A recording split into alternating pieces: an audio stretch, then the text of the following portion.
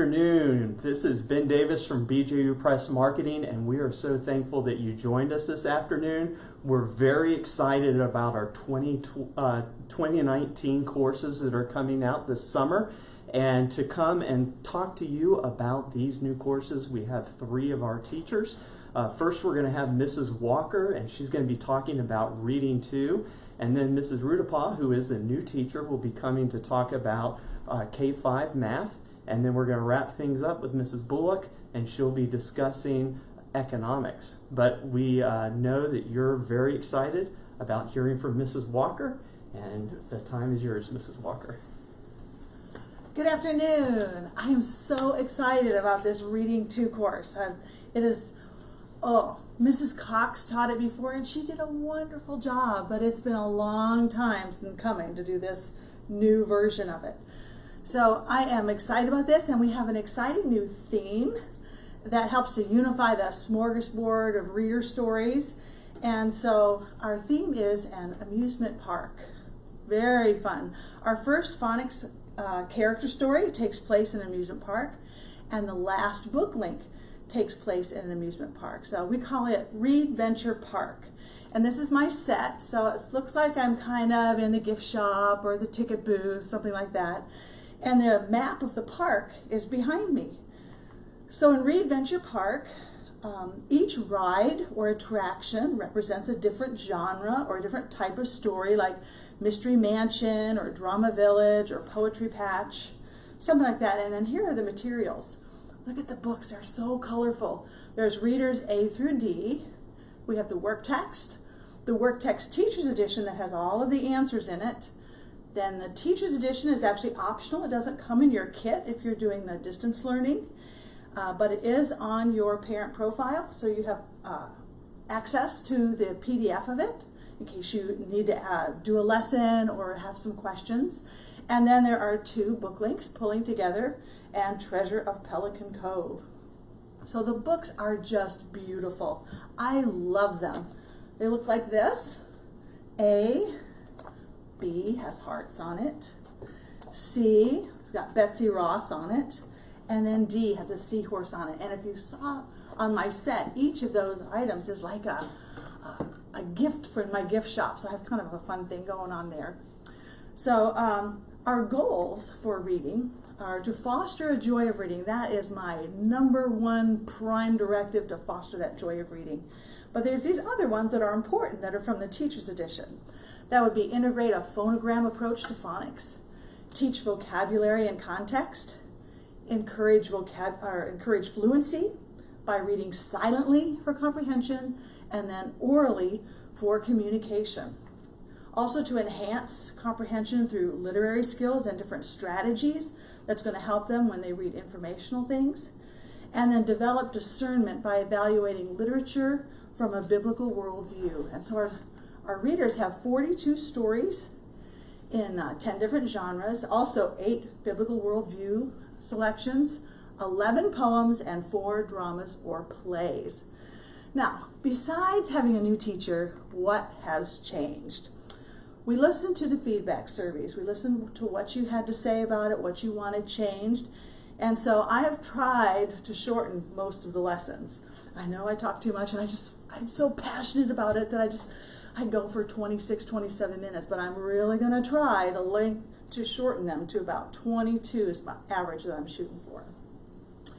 So we also have tried to reduce some of the fluff, some of the silly things. I know I'm still going to be silly because that's part of who I am, but some of the crafts that you don't need anymore, we pretty much are just going to do the crafts that are in the book. And then also, we have 180 days. There was just 143 last time, plus the book links. Now there's 180 days, no test or work days. They're going to be slightly shorter with an average of 22 to 25 minutes. The skill stations that used to be a separate day where you talked about phonics are now part of the daily phonics and word work integration. It's just highlighted on each day as needed. And then the optional book reports. They used to be in the back of the book, but now they are easy to do book activities that really don't need a lot of parental help, because I'm going to show them what to do. The patterns are there, and they should be able to pretty much do them independently. But there's also, about 7 days later, there's a share day where they're going to share their book. But once again, I'm going to demonstrate how to share a book. And I have an emoji rubric that will help him evaluate his own work and will help you evaluate his work. So those are optional, but they are lessons that are going to be sprinkled throughout the year. So they're simple, they're no stress, they're short book sharing opportunities, not that dreaded book report, where you share everything. And then we have book links. Now there's only 2 of them this time. It's Pulling Together and Treasure of Pelican Cove. That's all that would fit into the 180-day format.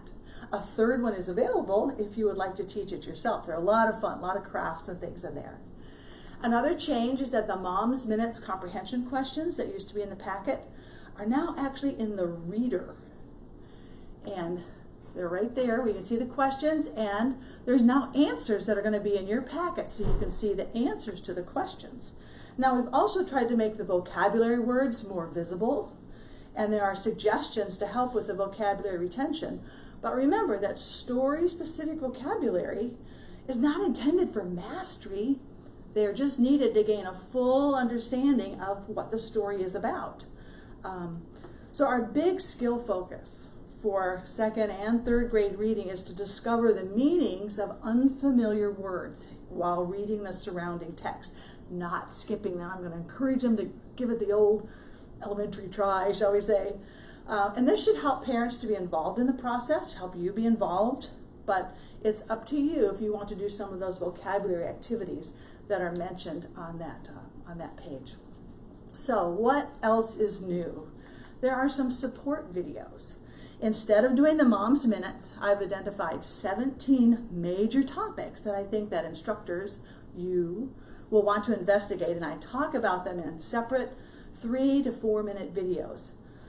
So I think, it's like grading, how to grade reading, how to do this, what's the difference between vocabulary and service words, things like that. And then there are over 100 common service words that a 2nd grader really needs to know, need to recognize instantly. And they usually don't follow the phonics rules. They're not decodable. So they really need to be drilled for mastery. So there are handouts with the service word flashcards on them that you would cut up, and they would be kept in his service word kit to encourage him to drill them for long-term memory or mastery. And then there are the Look Again lessons. These are ones where we review all the parts of the story, and there's often a related skill like Aesop's Fable or Main Ideas or something like that. And there's also the Sustained Silent Reading, or it's called SSR. It's a gradual process of stretching a student's ability to read silently for longer periods of time. And the SSR log, they're like bookmarks. It's going to encourage a student to gradually increase his daily silent reading attention span. Now, the next thing we're going to talk about is assessments. Pretty much that's been a very difficult thing to figure out. So we've come up with some ways to help you know what to use to take a grade. So first of all, if you look on the work text pages, there are some dedicated work text pages that say assessment on the bottom. Then there are some reading skill checks. There's 8 of them throughout the Teacher's Edition. Then there are the silent reading assessments and the oral reading assessments. So figuring a reading grade has always been a challenge. So I've tried to create a rubric that will help you to grade silent reading and grade oral reading. That's going to help you identify 10 benchmarks throughout the year. And they look like this. I know they're a little bit word heavy, but it's going to explain to you what to do to get them ready to read. Then they're going to read, and then you're going to ask them some questions, and based on how they answer, that would be their benchmark score that you're going to use on the grade. And then also for oral reading, step-by-step instructions where the student reads the recent assignment orally, and then you will discreetly mark mistakes on the assessment and then record his level of progress. Now, these are not tests. They are optional. But I'm using the word recommended on the VLG so that parents don't make them too stressful. They're just recommended to give you a benchmark. It's really just a tool to evaluate things. And next, let's talk about the fun. These are some of the things. We have the phonics characters, and 6 of them are animated stories. And take a look, the phonics characters have gotten a makeover. Also, we have the Read Venture Park. Those are the genres. And then we have the book chats. I always try to have something at the end that is a book chat. So we have a lady who's making balloons, and then my puppet Rosa, who helps me on poetry days, also tells me about some books that she's read. We have Drama Village, where the kids read the plays, and then we have our storyteller named Mrs. Talker, who will talk about a book, and that's what we do our book reports on for the examples. And then Rosa helps me with poems, and then we also have some of the plays, lots of fun. Then our 2 book links, pulling together, they're on different settings, and they're kind of fun. Just a little bit different from the break from the basal readers, and I do have some special segments on pulling together. We have Horse Sense, which is lessons or how to be a horse, work with a horse, and then Apple Sense for the girls, pretty much, or lots of different things to do with apples. So all of these elements are designed to help a student love to read, to foster that joy of reading and experience success as he expands his phonics skills, his vocabulary, his comprehension skills, and it's going to stretch his silent reading and his oral reading skills. It's a delicate balance between my goal for the students is that they will enjoy reading independently, but studies have shown that students, especially boys that cannot read or don't enjoy reading, by the end of 3rd grade really have a hard time catching up because they're expected to know that, because once they get into 4th through 6th grade, the focus is now on reading to learn instead of learning to read. So it is more important than ever to ramp up our efforts to really get them to want to read. So I do try to teach the students some skills and some strategies to successfully read and comprehend informational material. So 3rd grade is really a critical year for the kids to catch that reading bug. And here is my wonderful team that helped me to put this new class together. So they were a lot of fun. So it took about a year to put it together. Can you believe that?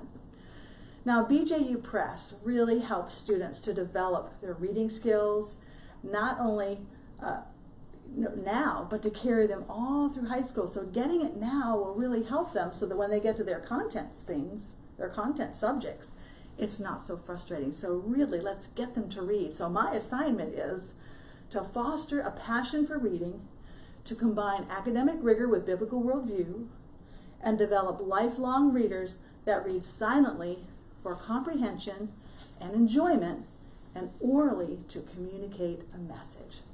So I've really enjoyed sharing with you about reading too, and I hope that your student will enjoy it, and we'll have a great time this year. So thank you very much.